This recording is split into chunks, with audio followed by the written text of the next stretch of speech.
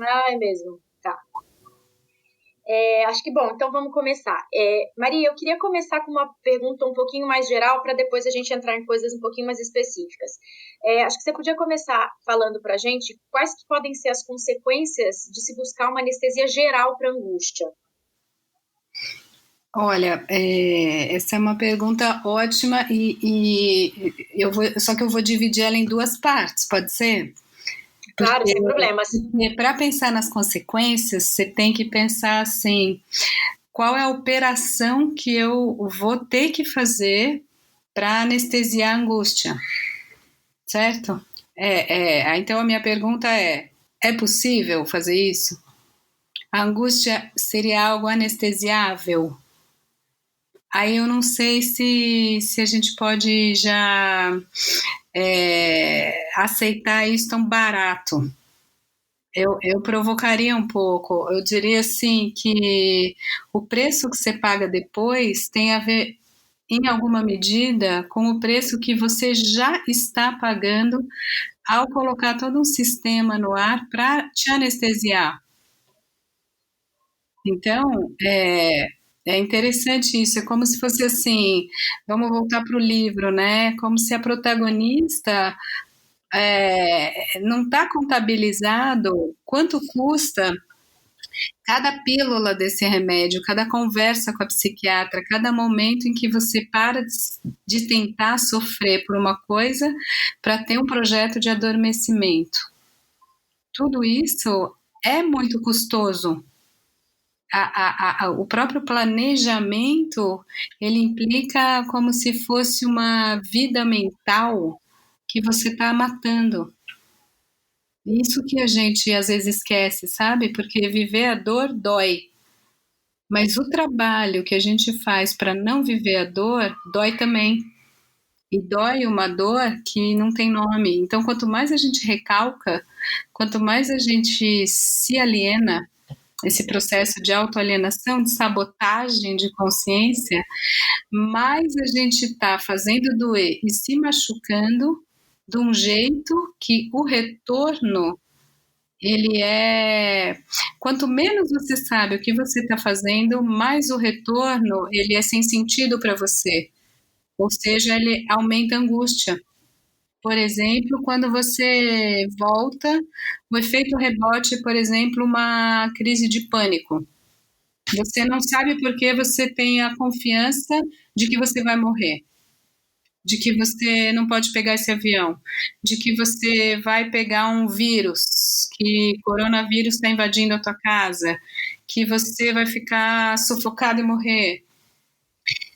A violência do retorno do que foi recalcado sempre é proporcional à operação de recalque.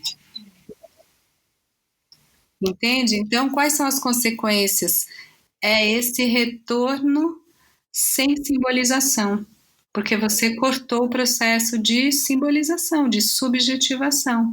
Então, volta com muita violência, simplesmente você entra em pânico. Ou, outro tipo de retorno igualmente não elaborado, você alucina.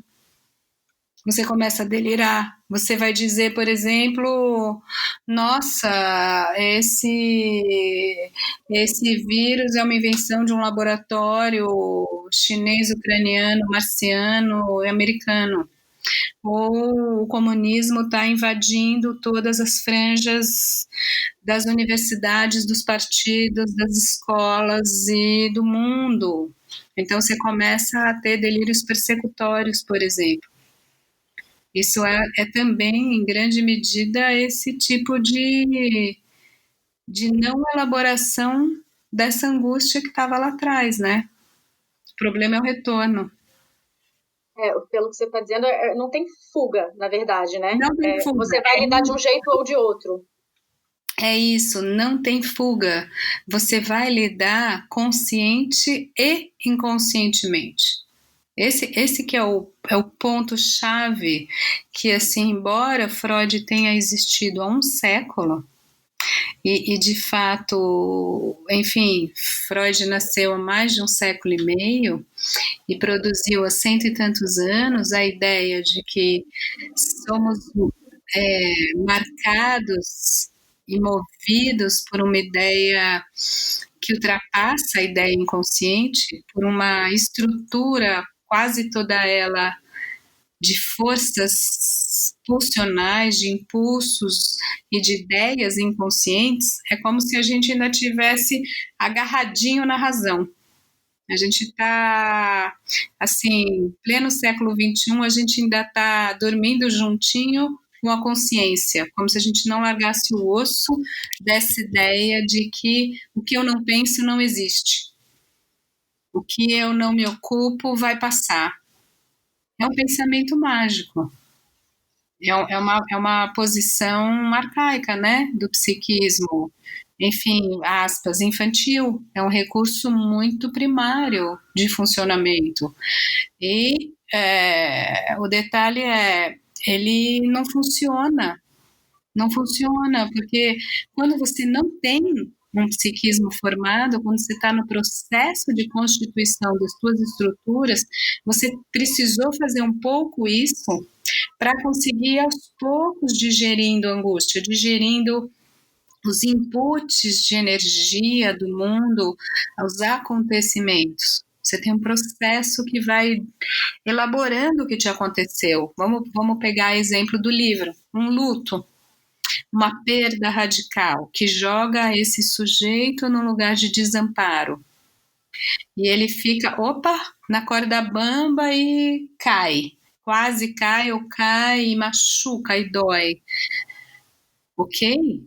Ele vai aos poucos tendo que subjetivar isso, tendo que falar, opa, qual é meu lugar no mundo, quem sou eu, o que era o outro, o que eu tinha, qual é o lugar dos humanos, a própria condição do humano, ela é órfã, tem algo que eu perdi, mas tem algo que todos perdemos. Em última instância, os pais são pessoas, só pessoas, enfim, todo um longo processo de desidealização dos pais, de desidealização de si mesmo, de aceitação de que a rede de segurança é uma ficção, tudo que está envolvido no longo processo do luto.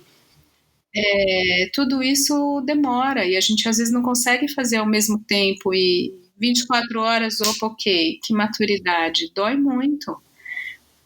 Mas ao não fazer, você, de alguma forma, você sabota a formação da sua própria psique, a se apropriar dessas, vou chamar assim, verdades da constituição do que é a gente, do que é humano, do que é a vida mesma. E sabotar isso, escapar disso, anestesiar, como você disse, é só um recurso quando você não consegue subjetivar com toda a densidade, com toda a potência desse afeto, com tudo o que dói disso e o que eventualmente liberta disso. Então, é como se fosse um recurso muito arcaico quando você não está conseguindo fazer a operação subjetiva que está aí para ser feita. Você fala que é um... Desculpa, te interrompi. Não é mais que isso. Não é mais do que só um recurso. É um recurso que deveria ser provisório, que a gente usa, né? Que a gente fala, ai, pausa. Pausa, eu preciso parar. Fechado para balanço. Ótimo, acho linda a metáfora do livro. Acho interessante. É como se a gente precisasse, talvez, agora já vou mudar um pouco de tópico aqui, vou virar um pouco a linha do assunto, mas é como se a gente também precisasse desses vazios um pouco para a própria elaboração, não para o anestesiamento. Acho que também pode ter esse, como eu falei agora, pausa, para, mas é a pausa para se deixar tomar por esses afetos, por esse, pelo sentimento, pelas forças, pelas ideias, pelos pensamentos, as elaborações, os devaneios, por um trabalho subjetivo. Então, a pausa do trabalho subjetivo, do sonho, é também muito importante. É preciso espaço mental, é preciso abrir um lugar em que você se deixe trabalhar.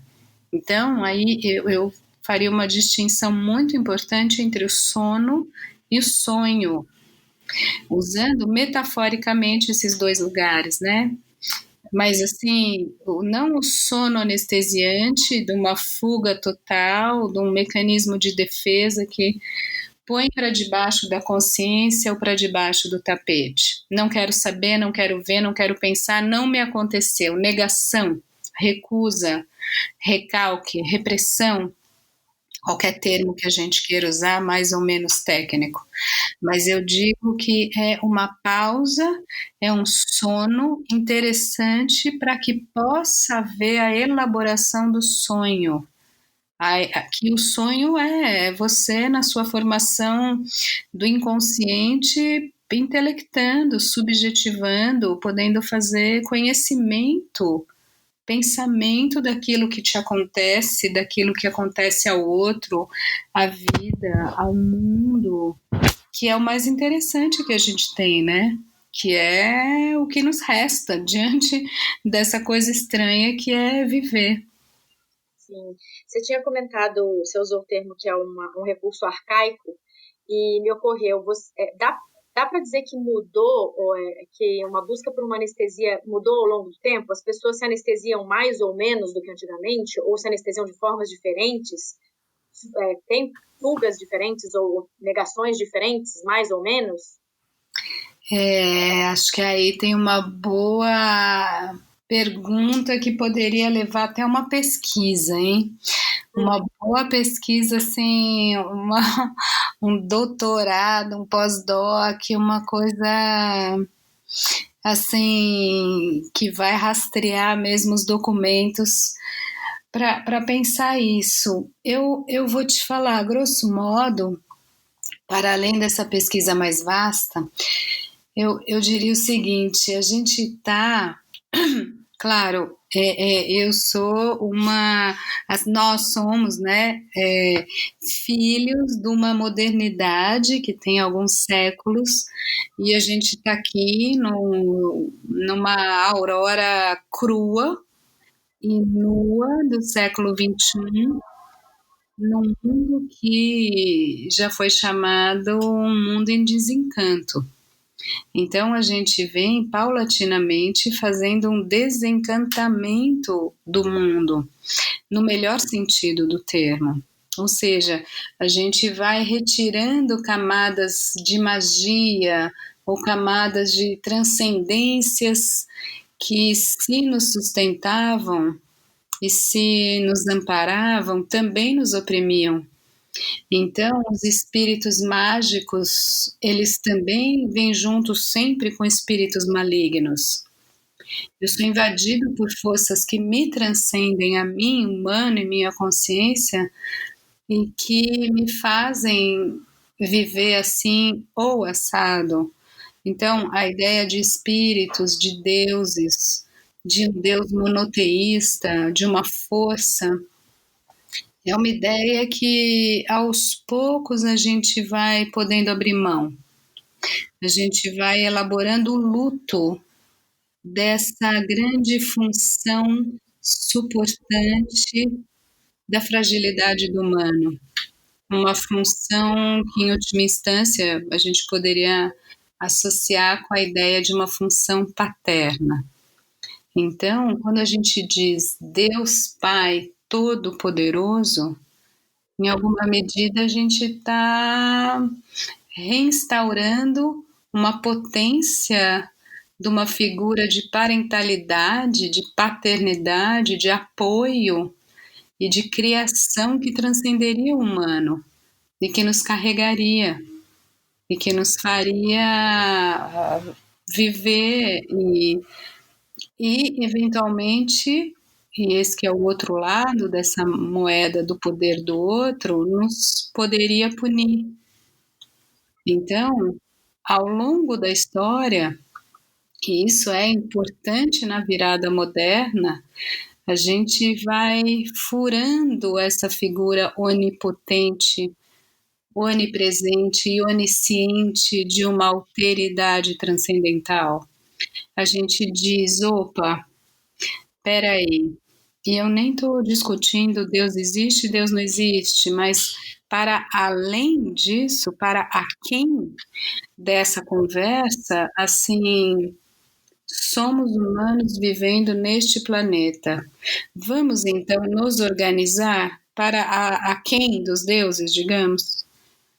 É aí que funda, que a gente consegue inventar esse sistema, que é um sistema de um Estado laico, que vai supor humanos equivalentes, com cotas equivalentes de racionalidade e que podem debater as suas questões e resolver suas questões.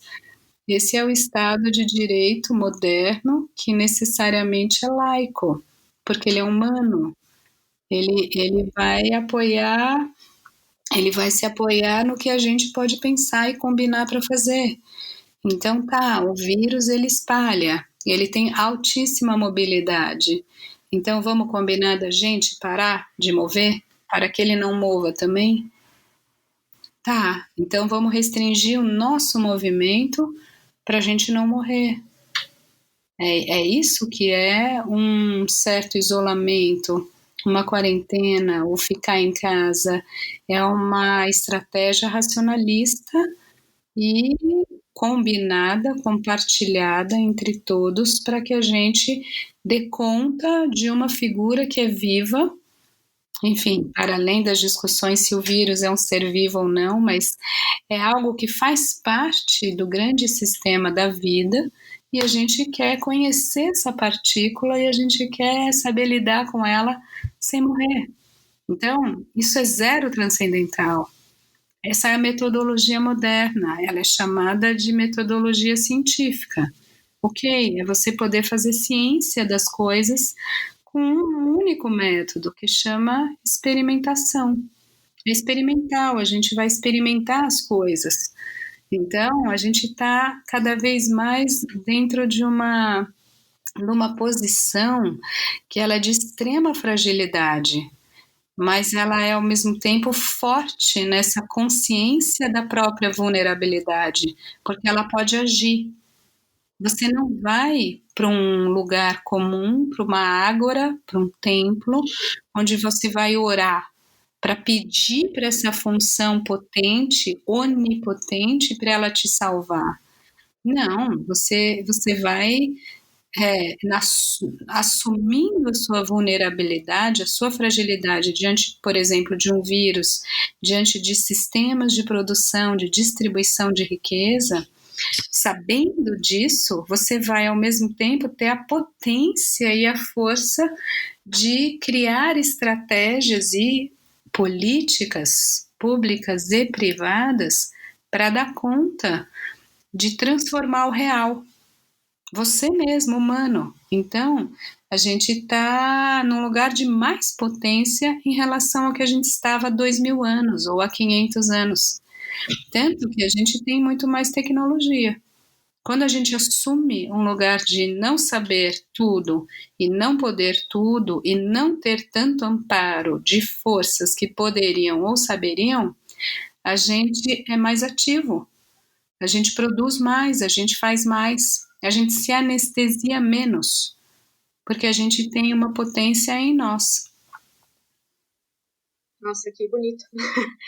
Não achei que essa pergunta fosse gerar para esse caminho e foi muito, muito bom, muito mais interessante.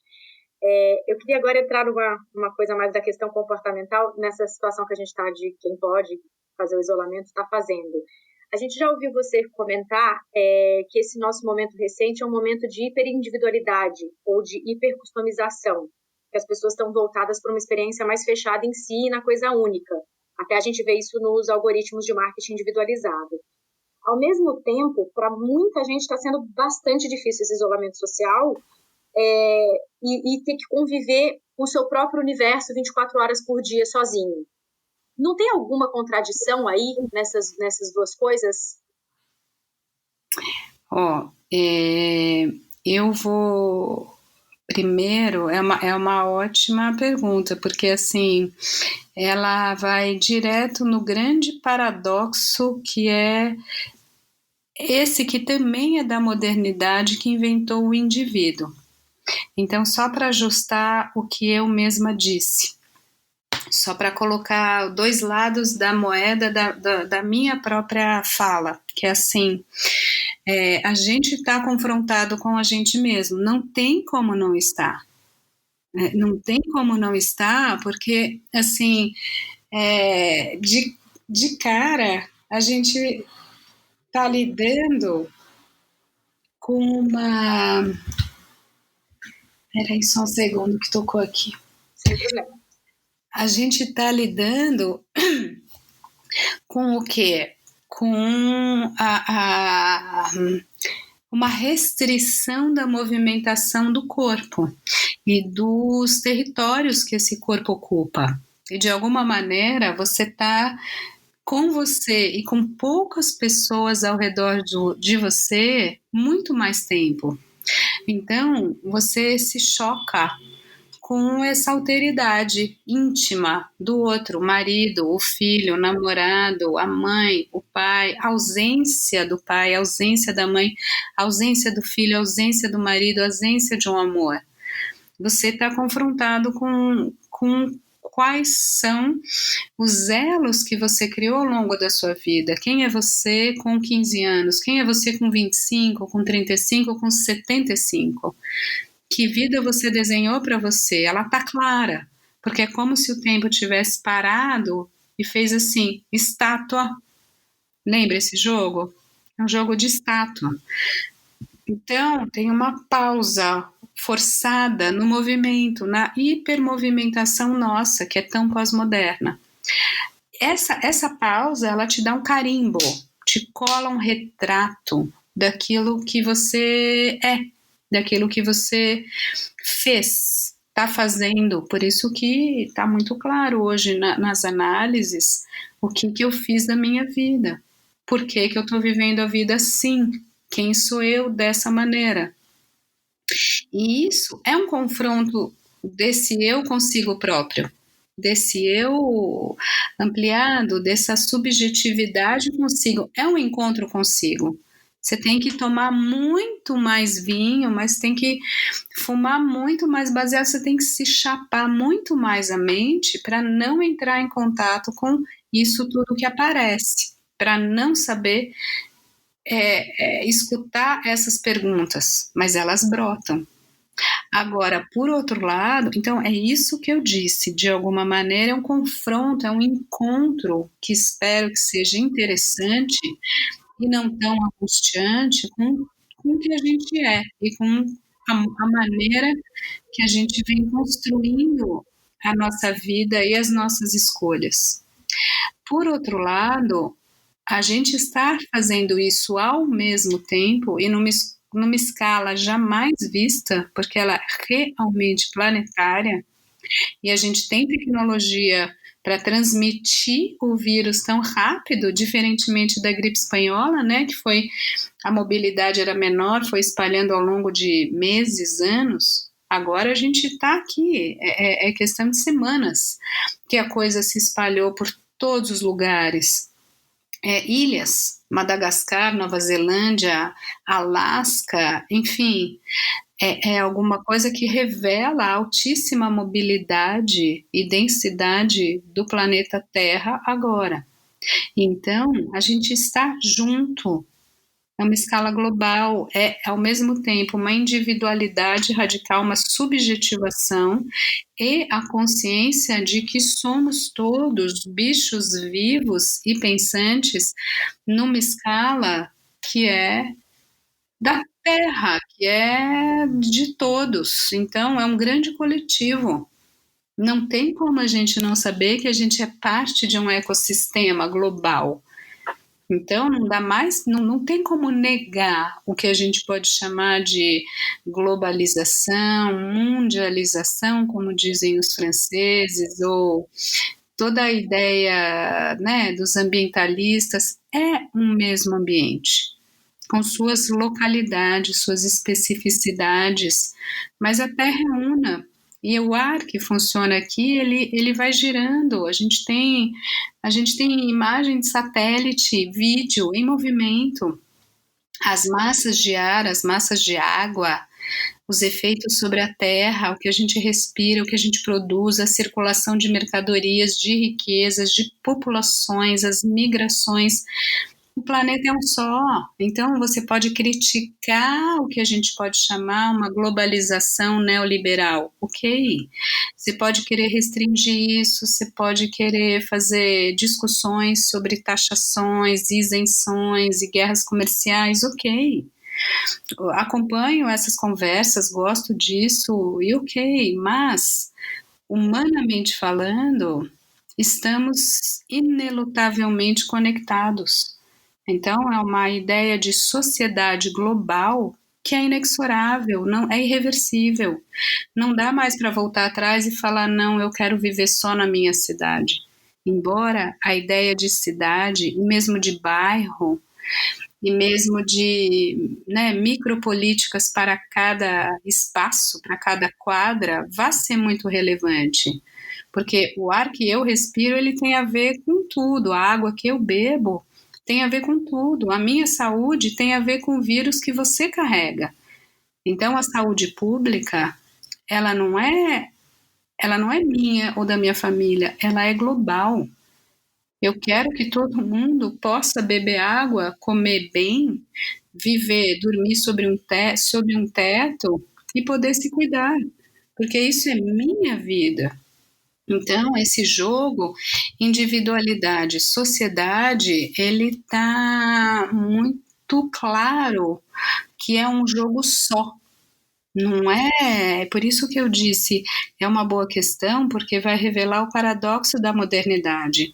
Se a modernidade inventou um indivíduo, isso foi muito importante, isso foi uma conquista, né? Só para voltar no que a gente falava, é como se fosse um território próprio que vai se ampliando, porque esse Deus onisciente, ele não vai entrar na minha cabeça. Ele sabe tudo o que eu penso e eu posso pecar por palavras, por atos, mas também por pensamentos e por omissões. O outro sabe a minha intenção e o outro pode me punir, pode colocar no seu caderno do juízo final. Não, não, eu tenho a privacidade subjetiva.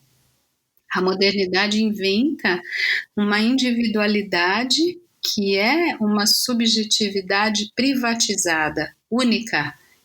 Então é muito importante essa célula individual para que você seja efetivamente livre, para que você pense o que você quiser, que você compreenda e elabore e se desenvolva ou não se desenvolva da maneira que você quiser, entre em contato com o seu corpo, com a sua sexualidade, com a sua história, com a sua linhagem, com o que você recebeu, que você receba e aceite, acate, obedeça, recuse, aceite uma parte do legado do seu povo, da sua tradição, da sua família, do seu pai. Outra parte você recuse, você não queira. Seu pai é médico, quer que você seja médico. A modernidade é recentíssima no direito que foi inventado e conquistado do filho poder dizer não, não quero ser médico, quero ser cineasta. Ou, pelo contrário, quero trabalhar com as mãos. E a família dizer, imagina, essa família aqui é intelectualizada. Não, mas eu quero fazer cerâmica. Ou, enfim, quero estudar. E o pai falar, isso não é coisa de mulher. Filha minha não vai para a universidade. E ela diz, eu vou. Eu não acato o seu Deus, eu não acato a sua norma. Então é muito importante essa fundação da individualidade. Ao mesmo tempo, ela é, aspas, falsa, porque não existe uma bolha protegida e desconectada de um ecossistema global. Se a gente tinha dúvida disso, agora a gente descobriu. Isso é o ano de 2020. É o ano em que todos sabemos que somos só parte de um sistema complexo que está em comunicação com várias outras partes e que ele próprio opera não só com indivíduo e totalidade, que são dois conceitos importantes, mas com todas as outras escalas no meio disso. Ou seja, que você tem o eu, um sujeito, você tem o núcleo da intimidade desse sujeito, que é normalmente com quem a gente está passando esse momento de quarentena. Você tem a família mais próxima, que está em algumas casas, você tem o seu quarteirão, você tem a sua cidade, você tem o seu estado, o seu país, você tem o planeta. Então, qualquer discurso hiperindividualista não faz sentido. Qualquer discurso hipernacionalista, Brasil acima de tudo, a pátria, não faz sentido. Quer seja a pátria chinesa, a pátria vietnamita, americana, enfim, são só aglomerados humanos. As pessoas se juntam de maneiras não excludentes. Por exemplo, eu lembro de Brasília. A estrutura de Brasília é muito interessante. É louca, né? A cidade de Brasília é um projeto bem maluco.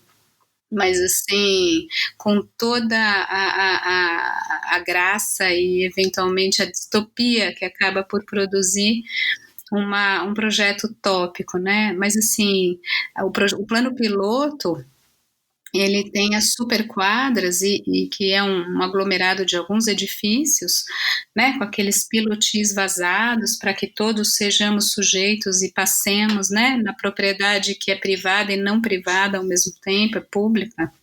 Então você tem, 10, 12 edifícios que formam uma superquadra e tem uma prefeitura. Então, é assim, você tem o síndico de cada prédio, você tem o conselho dessa quadra e você tem o prefeito ou a prefeita da quadra, que vai fazer o que? Cada quadra vai ter o parquinho, vai ter sua zona comercial, vai ter os seus bancos, o seu campo de futebol, suas quadras de esporte. Como é que é isso? Como é que, né? E você vai procurar um apartamento em Brasília, você vai ter as quadras que são mais valorizadas, porque a prefeitura é interessante, porque tem um trabalho já de décadas em que você tem os jardins mais cuidados, os parques, a escolinha que está lá. Então, assim, é um nível local, o hiperlocal, mas ele é básico, porque é onde você caminha, teu corpo pisa aquela quadra, aquela terra. Então, a gente vai fazer espirais que vão se interrelacionar como uma topologia, né? E que a gente já tem máquina para fazer isso. A gente tem altíssimos computadores que vão calcular os pesos, eventualmente, dos impostos que a gente vai pagar para todos esses serviços em altas escalas. Então, a gente não vai para. A gente tem 3 grandes escalas, né? Municipal, estadual, federal. É pouco. É pouco. A gente ainda vai fazer as escalas, né? E claro, a gente paga para a família, mas a gente vai formalizar isso, quanto a gente vai pagar para a nossa quadra, para o nosso bairro, para o sistema de saúde global, a gente vai ampliar as escalas para cima e para baixo. Por enquanto, vai só no planeta Terra, né? Quando a gente tiver colonizado um pouquinho mais, quem sabe a gente paga imposto para a Lua, para a gente conseguir extrair os minérios de lá, e aí vamos ver o que a gente vai inventar, né? Não tem limite, né? Não dá nem para dizer que o céu é o limite. Não.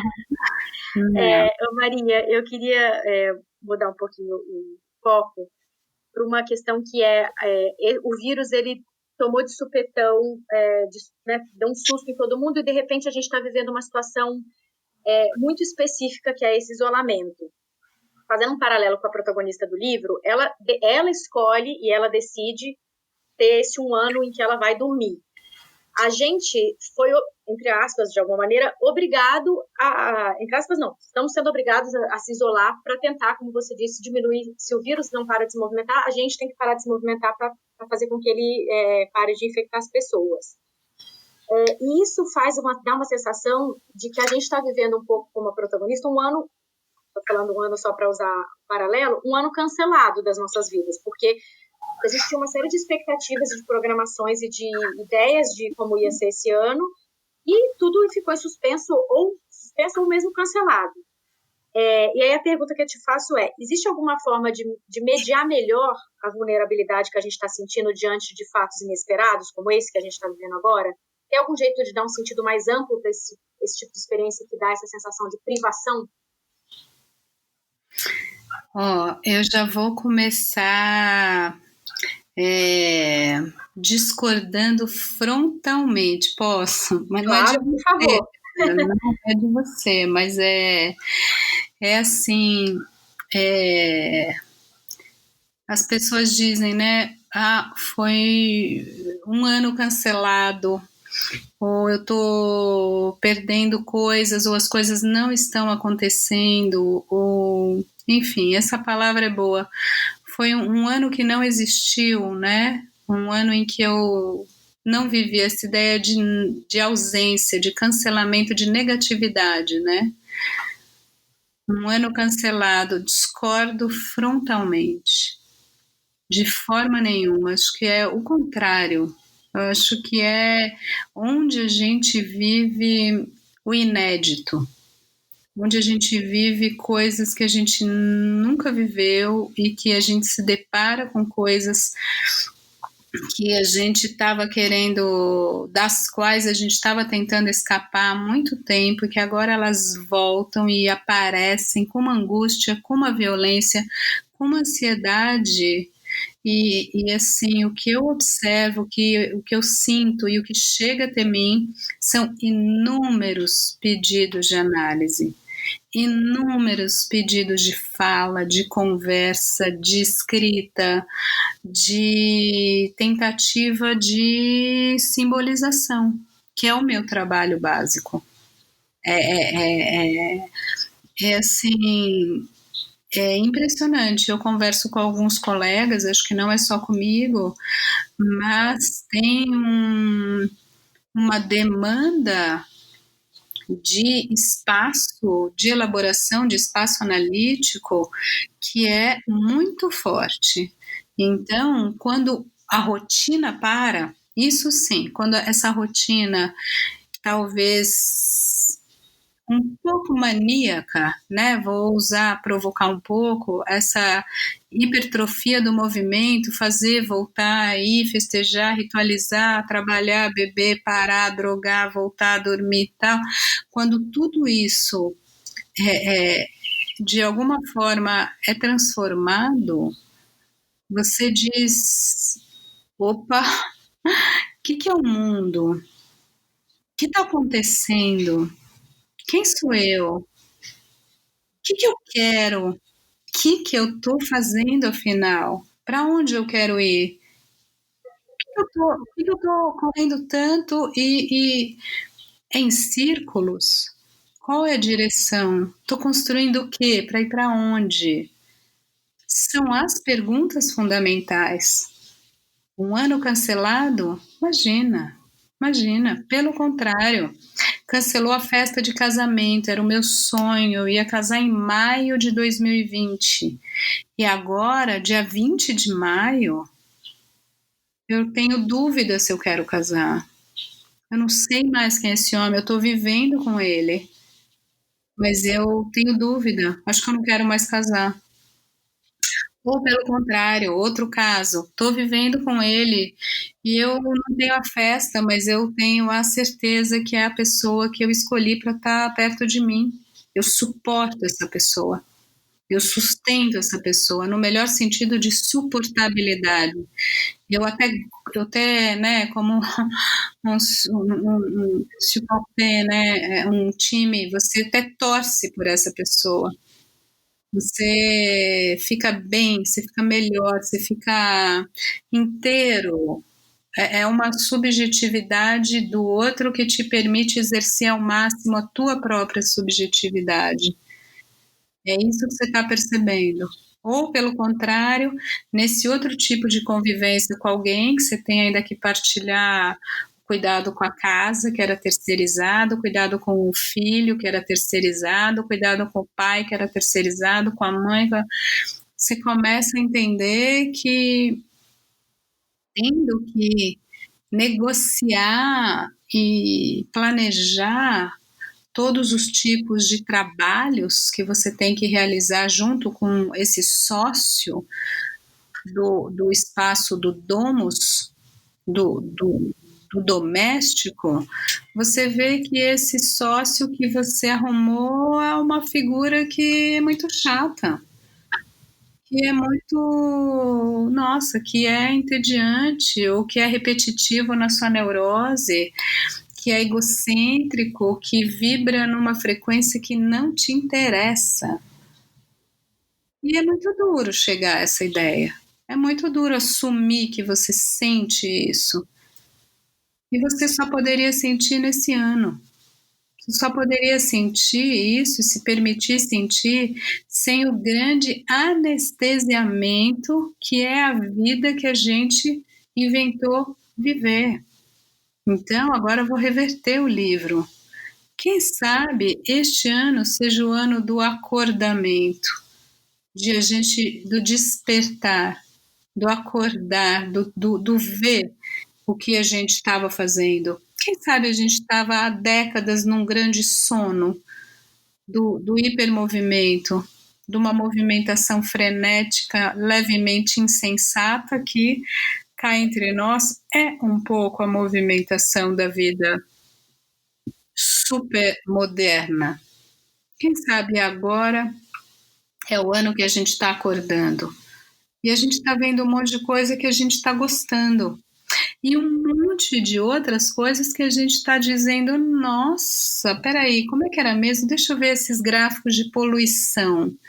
Deixa eu ver como é que as pessoas estavam tendo acesso à comida. Como é que a gente faz a circulação, a criação, circulação e distribuição de alimento, de bebida, de planta, de animal? Peraí, como é que é isso aqui? Cadeias refrigeradas? O que é isso?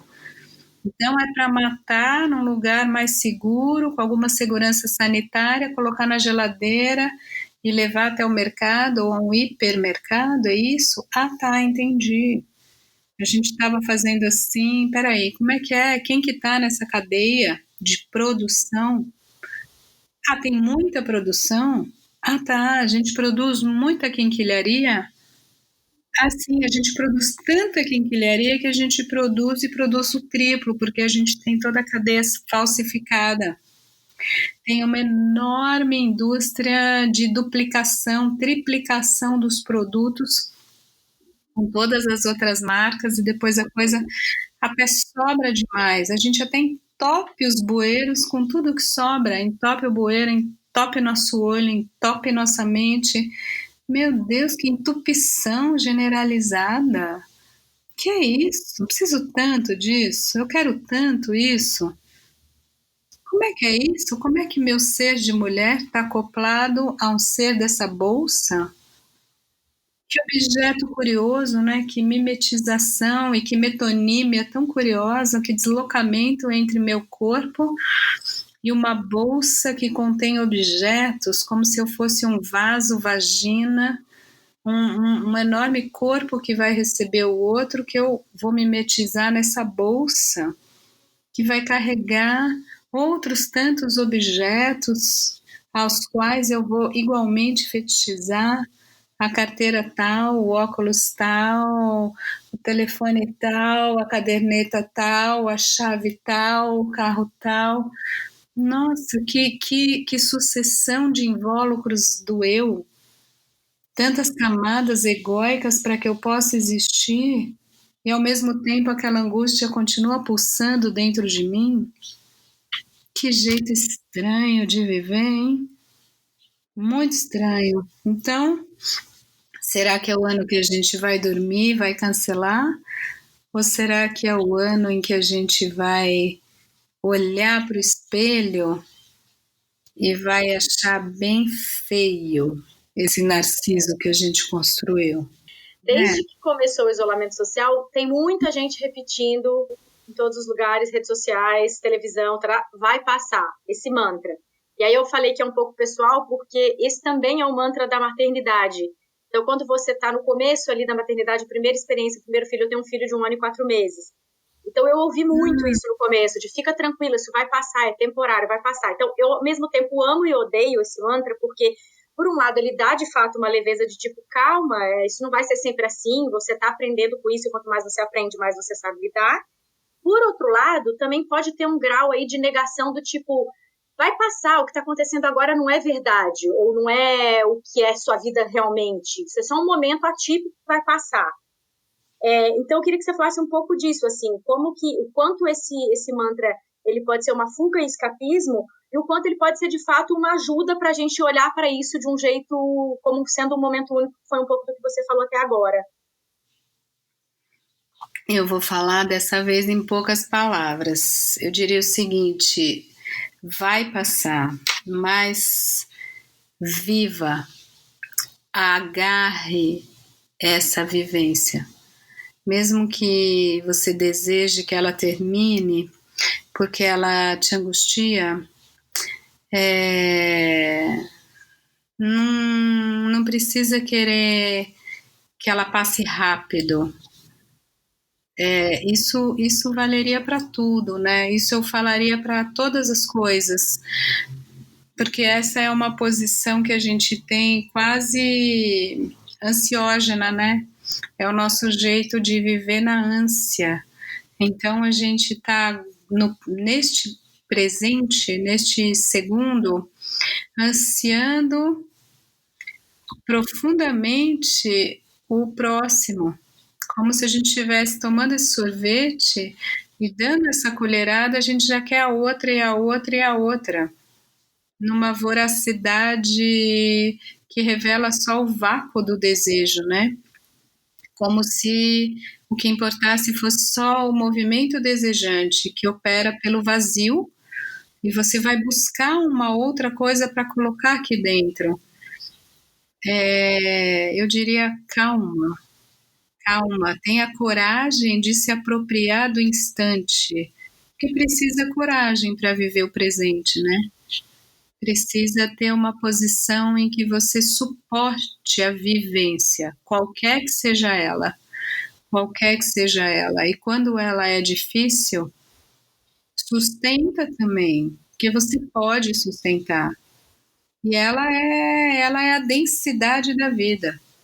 Quanto mais denso, mais trabalho vai te dar, trabalho talvez material e trabalho subjetivo, trabalho psíquico. Mas que bom, né? Que bom, a vida é tão curta em termos de universo, a vida é um átomo. Então não precisa desejar que passe, agarra esse fio. Muito bom.